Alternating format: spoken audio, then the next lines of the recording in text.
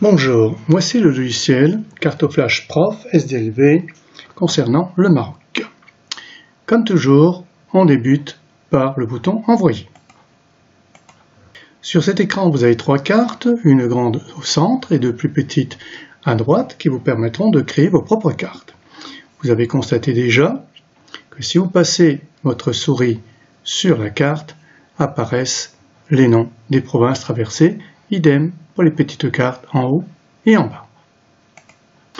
Comment créer une carte avec ce logiciel? Rien de plus facile et surtout de plus pédagogique. Regardez. Deux boutons, carte 1 pour les cartes thématiques avec des plages colorées. Bouton 2, carte 2, carte thématique à des cercles proportionnels. Commencez par le carte 1, c'est-à-dire des cartes thématiques. On clique dessus, rien de plus simple. Et là, un écran qui vous propose en 5 étapes de créer votre propre carte. Étape 1, on choisit une catégorie. Densité, population, habitat, etc. On prend densité, clique dessus. Étape 2, vous choisissez un thème à partir d'une carte. C'est-à-dire que vous avez à l'intérieur du logiciel des statistiques intégrées qui vous permettent de produire toutes ces cartes.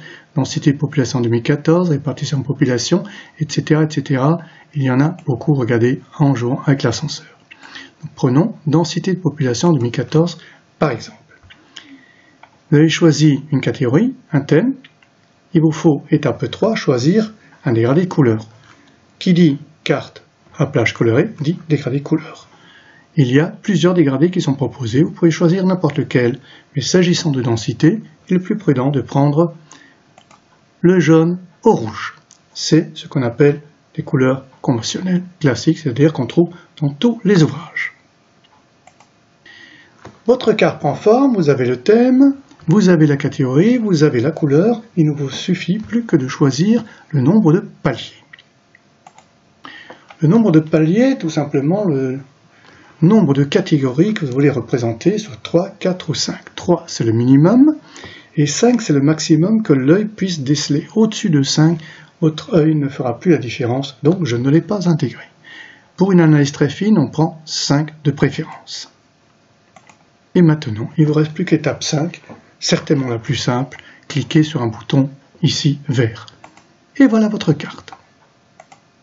Vous remarquerez que vous avez ici le nom de la carte, densité population 2014. Vous avez toutes les densités qui sont inscrites dans les provinces ou préfectures, selon le cas. Et lorsque vous passez la souris dessus, vous avez non seulement le nom de la province, mais également sa valeur. Ici, Kenifra 30.5, ici Kenitra, qui n'est pas la même chose, 323.45, etc. Et vous avez aussi la légende qui est inscrite ici, en bas à droite. Maintenant, l'intérêt de ce logiciel, par rapport à beaucoup d'autres, c'est de pouvoir non seulement produire une carte, mais de pouvoir comparer au moins 3 cartes en même temps sur le même écran.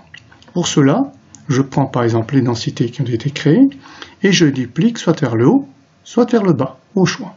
Disons vers le haut. Voilà, c'est fait. Et à partir de là, j'ai 2 fois la même carte, bien sûr, mais je peux reproduire une autre carte au centre. Vous allez voir. De la même manière que ce qui a été fait. Je reclique ici et je fais une autre carte. Cette autre carte a été créée exactement de la même manière que ce que nous avons eu précédemment. J'ai pris cette fois-ci le taux de chômage. Taux de chômage que l'on peut comparer avec votre enseignant vous-même. Vous le comparez aux densités. Beaucoup de densité, moins de chômage. Plus de chômage, moins de densité, c'est clair. Regardez, ça se voit très clairement. Taux de chômage important, densité peu important.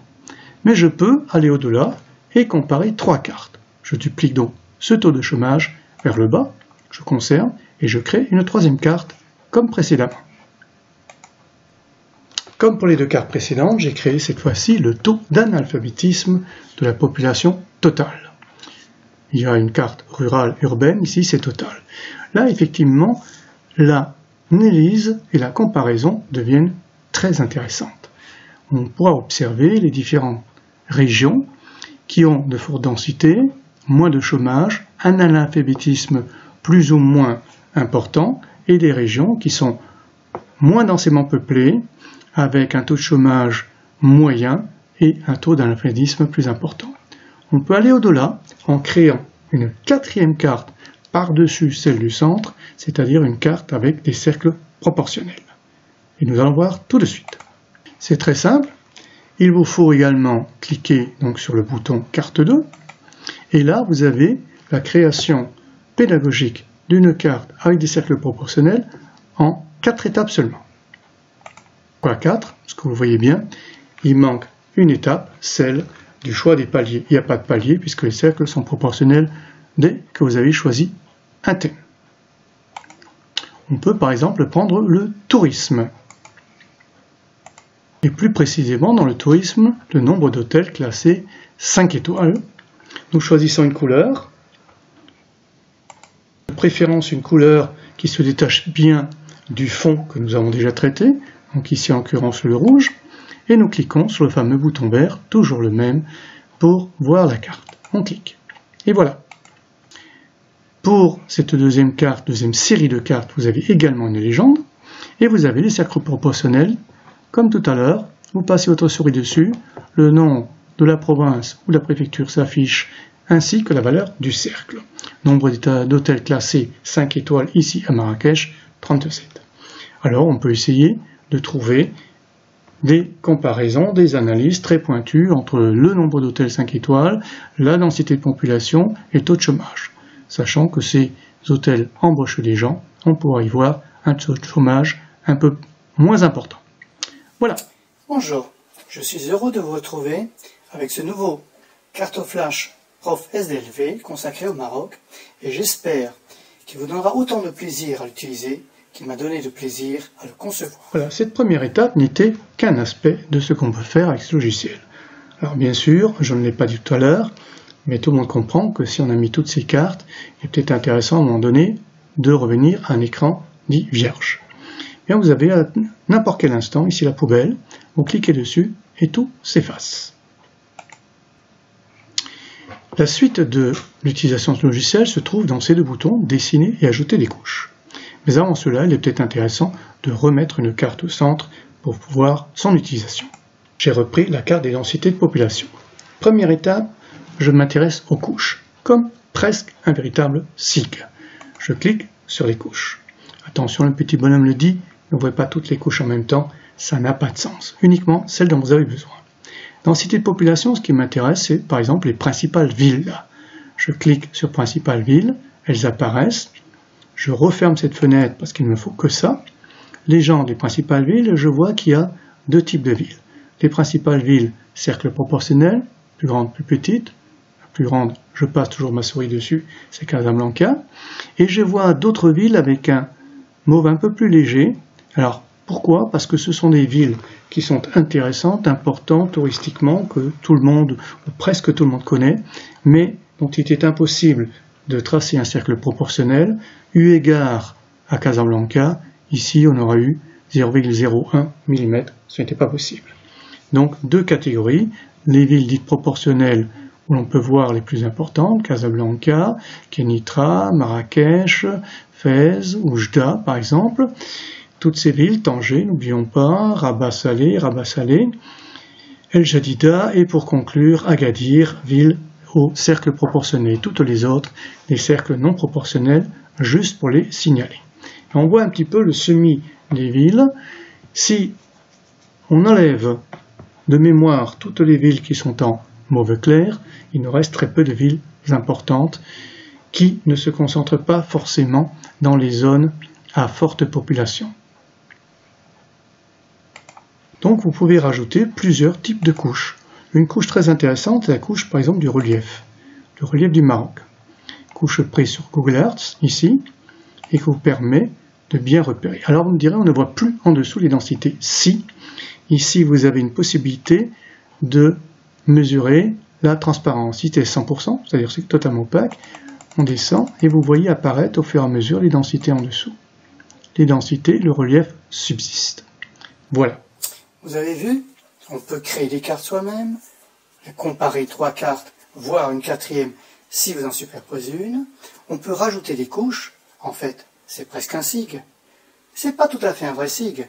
Ce qui lui manque, c'est la complexité des SIG. Mais a-t-on besoin d'un vrai SIG pour l'enseignement scolaire, du collège au lycée et même un peu post-scolaire? Non, on aura peut-être simplement besoin d'un très bon logiciel de cartographie. Voilà, vous avez compris, on peut maintenant attaquer la dernière phase, le dessin, qui est assez exceptionnel sur un logiciel de cartographie. Alors tout d'abord, poubelle toujours, on efface tout. Et puis, on recrée une carte au centre, sinon ça n'a pas d'intérêt. Là, j'ai gardé la même carte, densité de population, et on va passer à ce qui est assez exceptionnel dans ce logiciel, c'est-à-dire la fonction dessin. La fonction dessin ici vous permet d'avoir tous les outils dessin disponibles sur n'importe quel logiciel. C'est bien dans ce logiciel, mais c'est pas vraiment ça la grande innovation. L'innovation se trouve ici. Vous avez ici reproduit un nomographe, que j'appelle aussi un minigraphe, qui est à disposition sur mon site. Ce minigraphe, exactement les mêmes figurés que sur le vrai minigraphe, vous cliquez dessus, vous le placez ici, vous avez votre cercle, un cercle de 20. Vous pouvez avoir un cercle plus petit de 14, voilà. Ces dessins peuvent être effacés l'un après l'autre, ou tous ensemble avec la corbeille. Mais surtout, ce qui est intéressant, c'est que vous avez aussi des flèches. Cliquez sur la flèche, voilà une flèche. Voilà une plus petite flèche. Et bien sûr, tout peut être fait en couleur, en rouge, en bleu, peu importe.